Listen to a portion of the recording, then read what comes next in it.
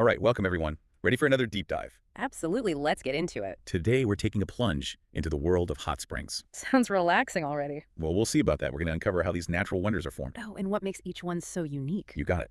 And we'll even touch on why they've captivated people for centuries. From ancient rituals to modern-day spot trips. Exactly. So, to kick things off, where do these hot springs even come from? Well, you might be surprised to hear it all starts with volcanoes. Volcanoes, like with the lava and ash and everything. Why exactly? Molten rock, or magma, deep underground. Oh, okay, I'm starting to see the connection. This magma heats up the water trapped in the surrounding rocks. Creating a giant natural boiler beneath the surface. You got it. But how does that superheated water get from way down there to the surface where we see hot springs?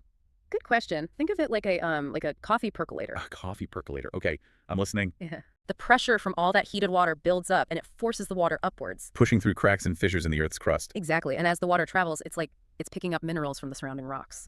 So that's what gives each hot spring its own special chemical makeup. Precisely. And that's why they have such a range of colors and smells. Absolutely. Like, iron can give some hot springs that rusty red color. Oh yeah, I've seen pictures of those. Really vibrant. Right. And calcium can create those stunning white terraces, like the ones in Pamukkale in Turkey. Incredible. What about the smell? What causes that? Well, that eggy aroma often comes from sulfur. Sulfur, huh? So a natural spa with an eggy smell. Uh-huh. Yeah, you could say that. And I imagine the temperature of these mineral-infused waters varies quite a bit too. Oh, absolutely. Some hot springs are perfect for a relaxing dip. Like a nice warm bath. Exactly. While others can reach boiling temperatures. Wow, really? Yeah, some are so hot you definitely wouldn't want to go near them. And you're right, there's definitely a link between the temperature and volcanic activity. So the more active the volcano, the hotter the springs tend to be? Generally, yes. But it's not always a simple equation. Oh, how so? Well, take Iceland, for instance. They have incredible geothermal activity. Right, tons of volcanoes and geysers. Exactly. But some of their springs are surprisingly cool. Interesting. So it's not just about how much heat there is, it's about how that heat interacts with the surrounding rocks and water systems. Precisely. And that brings us to something I find really fascinating, the potential health benefits of these mineral-rich waters. Okay, let's dive into that. So people have been drawn to hot springs for their therapeutic properties for centuries. Makes sense. I mean, who wouldn't want to soak in a natural spa? Right, and there are actually good reasons for it. Like what? Well, for instance, silica, which is found in lots of hot springs, is thought to strengthen hair and nails. Oh, really? So a soak in a hot spring could be like a beauty treatment. You could say that. And then there's sulfur, which, despite its smell. The eggy aroma. Haha, yes, that eggy aroma. It can actually help to ease some skin conditions. Interesting. I guess it's not all just about relaxation then. Right. It can be therapeutic, too. And beyond just the physical benefits, hot springs have also played an important role in cultures around the world for a long time. I can see that. Yeah. I bet people have been drawn to these steaming, mineral-rich waters for centuries. Absolutely.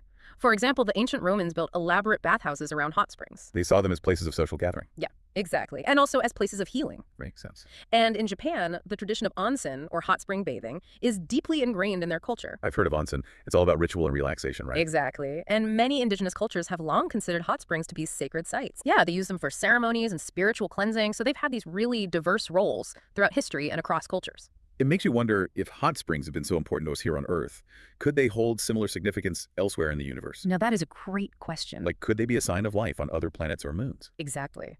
The presence of hot springs could indicate geothermal activity, which is exciting in itself, but it also hints at the potential for life. Wow. Think about it. Those minerals that make hot springs beneficial for us could be essential for life forms we don't even know about yet. It's mind-blowing to think that something as seemingly simple as a hot spring could hold clues to the existence of life beyond our planet. It really is. It puts things in perspective, doesn't it? Absolutely. Well, we've covered a lot of ground today, from fiery volcanic origins to potential extraterrestrial implications. What are your biggest takeaways from our hot spring deep dive? For me, it's a reminder that beneath the surface, there's always more to discover. That's a great point. Hot springs aren't just hot water. They're this incredible intersection of geology, chemistry, human history, and maybe even the potential for life beyond our world. I couldn't have said it better myself. Yeah. Thanks for taking this deep dive with us. And for everyone listening, until next time, keep exploring.